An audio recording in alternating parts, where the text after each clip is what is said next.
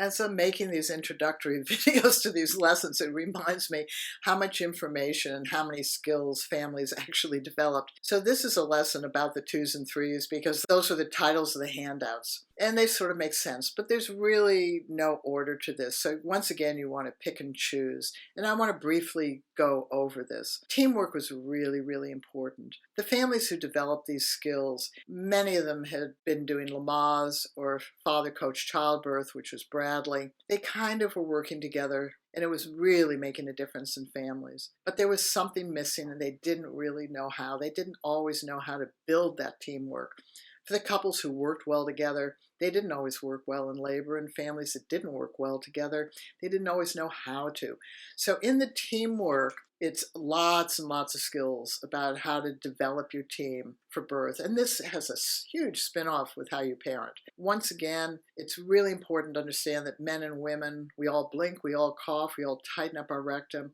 We're all human beings. We love being skilled. It's important to be skilled. There's just been a void in this area in childbirth, which is just a shock, really, because Lamaze and Bradley started in the 50s and 60s. And what stopped that growth? And it actually was the natural childbirth movement. I'm going to try to explain it very briefly here. When skills started, Grantley Dick Reed in New Zealand, where I am now, Lamaze and Bradley, these are 3 male obstetricians who saw that birth was medicalizing for all births. They felt that low-risk normal women could have a natural birth, and so they developed skills to achieve 3 goals: a natural birth, pain-free labor with no medical interventions, which meant that low-risk women often tried to use these skills. Some succeeded, some didn't succeed. Women who weren't low risk didn't learn these skills, and therefore they were left out. But after a generation from the 50s, 60s to the 70s, not enough women in all of these countries who had tried to have a natural birth, pain-free labor with no interventions, not enough women had succeeded. Well, first of all, those were the wrong goals. And second of all, you have to include everybody. 100% of pregnant women are going to give birth.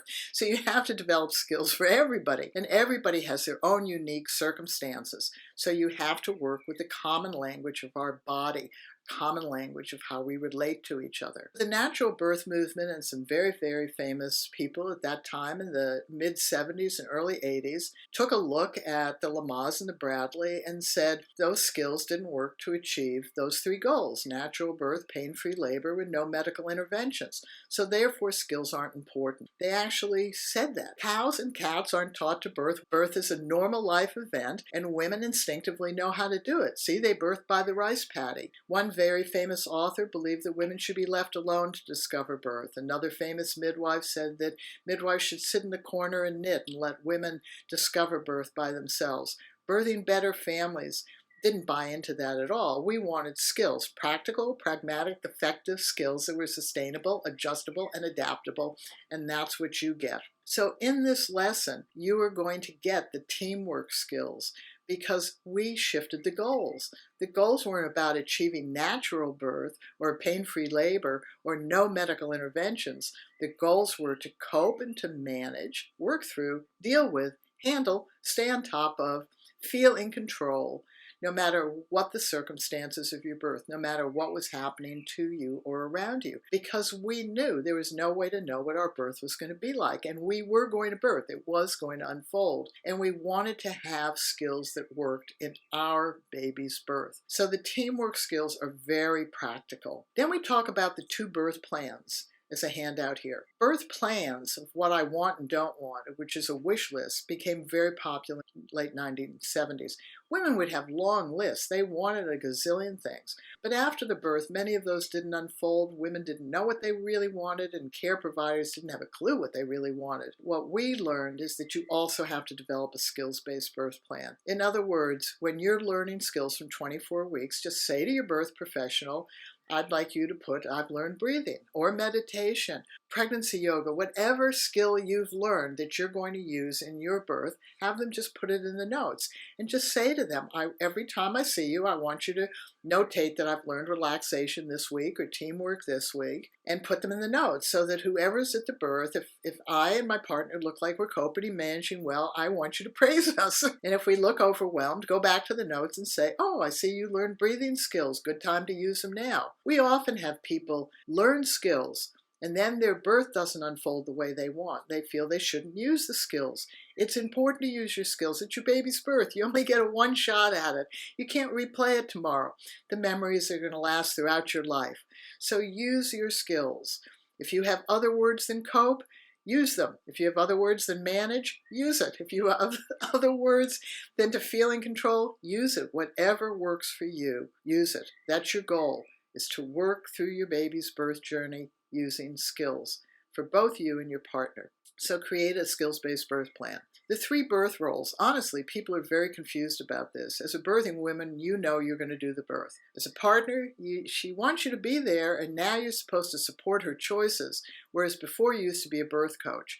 But the 1970s and 80s natural birth movement said, we don't want men coaching and yelling, push, push, push. We want them to support women's choices and protect the sacred space. This is impossible for men to do because the medical profession runs right over them and often midwives step right around them. So the reality is that fathers need to be skilled the same way they need to be skilled as fathers. Because if they only support women, then this is the scenario. After the baby is born, nappy needs to be changed. The man stands behind the woman and goes, you're doing a good job. Really, she wants him to know how to change the nappy. So if fathers are skilled, they have no fear of their newborns, and women know that they can trust their male partners or female partners to be with their newborns. When you don't have a good birth coach and you have a newborn baby, you have a tendency to push that person away because they weren't good at the birth and you're afraid for them to be all thumbs about it. So the birth roles are really confused. Your birth professional is there to use their skills to safeguard the health and well-being of you and your baby. Your job as a birthing woman is to cope and manage as best you can, do it with skills. Your job as a birth coach is to help her cope and manage, do that with skills as well. The 3 births handout was suggested to us by a number of families. They said, write a story about a birth that's okay, that has no skills in it. And then write that same scenario. Mother and father don't like the birth. And then write the same scenario with them using the Birthing Better skills. And so we endeavored to do that. So that's what the 3 births are. How one birth, same birth, same birth, this made-up story, is perceived of differently depending on the level of skills you have. And that's a good one to read and think about. The birthing behaviors is basically 2 lists. There's one list, and birth coaches, listen to this one. There's one list of what you should see and hear. This is the good one. This is how she will look and sound like if she's coping well. The other list is how she will look and sound if she isn't coping well. The goal, keep her in that list, reduce that list. And that's from using your skills.